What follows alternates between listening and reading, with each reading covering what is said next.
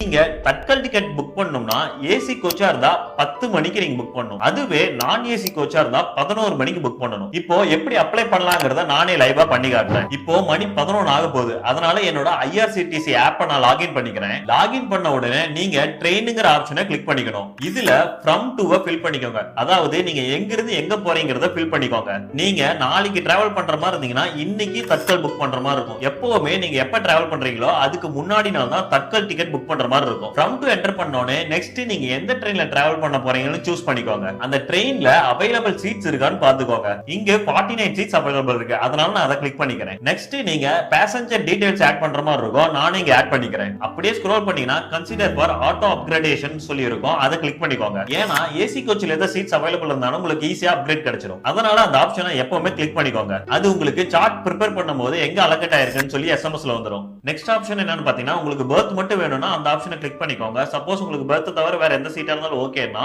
அது ஒண்ணும் தேவை கிடையாது. அப்படியே ஸ்க்ரோல் பண்ணீங்கன்னா கீழே இன்சூரன்ஸ் சொல்லி ஒன்னு இருக்கும். அது எப்பவுமே கிளிக் பண்ணிக்கோங்க. அதை கிளிக் பண்ணிட்டீங்கன்னா ரிவ்யூ ஜார்னி டீடைல்ஸ் சொல்லி ஒன்னு இருக்கும். அதையும் கிளிக் பண்ணிக்கோங்க. இப்போ உங்களுக்கு செகண்ட் பேஜ் வந்திருக்கும். இந்த செகண்ட் பேஜ்ல நீங்க முக்கியமா கவனிக்க வேண்டியதா இருக்கும். அது என்னன்னு பாத்தீங்கன்னா இன்னும் சீட் அவைலபிளா இருக்கான்னு சொல்லி ஒரு டைம் நீங்க செக் பண்ணிக்கணும். அது இன்னொரு டைம் செக் பண்ணிக்கலாம். இப்போ 28 சீட் அவைலபிள்னு சொல்லி காட்டுது. அப்படி அவைலபிள் இருந்ததுன்னா ஸ்க்ரோல் பண்ணி கேப்சா என்டர் பண்ணிட்டு ப்ரோசீட் டு பேன்னு கிளிக் பண்ணிக்கோங்க.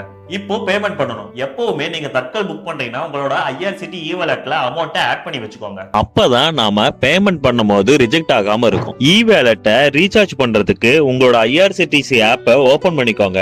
ஓபன் பண்ணதுக்கு அப்புறம் லெஃப்ட் அப்பர் சைடு கார்னரை கிளிக் பண்ணிக்கோங்க. அதை கிளிக் பண்ணீங்கன்னா ஐஆர்சிடிசி எக்ஸ்க்ளூசிவ்னு இருக்கும். அதுக்குள்ள போனீங்கன்னா ஐஆர்சிடிசி இ-வாலெட்னு சொல்லி ஒன்னு இருக்கும். அதுல தான் நம்ம ரீசார்ஜ் பண்ற மாதிரி இருக்கும். நீங்க ரீசார்ஜ் பண்றதுக்கு முன்னாடி லாகின் பண்ண வேண்டியதா இருக்கும். நீங்க யார் பேர்ல புக் பண்ண போறீங்களோ அவங்க பேர்லயே லாகினும் பண்ணிடுங்க. லாகின் பண்ணதுக்கு அப்புறம் மறுபடியும் ஹோம் பேஜுக்கு வந்து ஐஆர்சிடிசி எக்ஸ்க்ளூசிவ்ங்கிற ஆப்ஷனுக்கு வந்துருங்க. அதை கிளிக் பண்ணதுக்கு அப்புறம் நிறைய ஆப்ஷன்ஸ் வரும். அதுல ஐஆர்சிடிசி இ-வாலெட் டெபாசிட்னு ஒன்று இருக்கும். அதை கிளிக் பண்ணிக்கோங்க.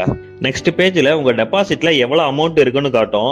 இப்ப நம்ம அக்கௌண்ட்ல எதுவுமே இல்ல, அதனால ஜீரோன்னு காட்டுது. இப்ப டெபாசிட் அமௌண்ட் 100 ரூபாயில இருந்து 10,000 ரூபாய் வரையும் நீங்க எவ்வளவு வேணா பண்ணிக்கலாம். இப்போ இங்க நான் 100 ரூபாய் டெபாசிட் பண்ண போறேன். அதனால 100 ரூபான்னு சொல்லி கொடுத்துக்கிறேன். கன்ஃபார்ம் டெபாசிட் அமௌண்ட் மறுபடியும் நான் 100 ரூபான்னு சொல்லி கொடுத்துக்கிறேன். இப்போ இது எல்லாமே ஃபில் பண்ணதுக்கு அப்புறம் நீங்க பேமெண்ட் பண்ணணும். எந்த மெத்தட்ல நீங்க பேமெண்ட் பண்றீங்களோ அந்த மெத்தட்ல நீங்க பேமெண்ட்டும் பண்ணிடுங்க. பேமெண்ட் ஆட் ஆயிடுச்சான்னு சொல்லி கன்ஃபார்ம் பண்ணிக்க மறுபடியும் ஹோம் பேஜுக்கு வந்துட்டு ஐஆர்சிடிசி எக்ஸ்க்ளூசிவ்குள்ள வந்துருங்க.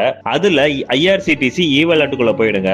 அதுக்கப்புறம் ஐஆர்சிடிசி இ-வாலெட் டெபாசிட் ஹிஸ்டரிக்குள்ள போய் பாத்தீங்கன்னா உங்களுக்கு மணி ஆட் ஆயிடுச்சா இல்லையான்னு தெரிஞ்சுக்கலாம். இந்த மாதிரி மணி ஆட் பண்ணி வச்சுட்டு நீங்க தட்கல் டிக்கெட் புக் பண்ணீங்கன்னா உங்களுக்கு ஈஸியா பேமெண்ட் ஆயிடும். நான் ஏற்கனவே இ-வாலெட்ல அமௌண்ட் ஆட் பண்ணி வச்சிருக்கேன். அதனால அது மூலமாவே நான் பே பண்ணிடுறேன். இப்போ டிக்கெட்டும் புக் ஆயிடுச்சு. என்னோட சிஎன்எஃப் நம்பரும் வந்துருச்சு. டிக்கெட் கன்ஃபார்ம் ஆனோடனே உங்களுக்கு மெயில் இல்ல எஸ்எம்எஸ்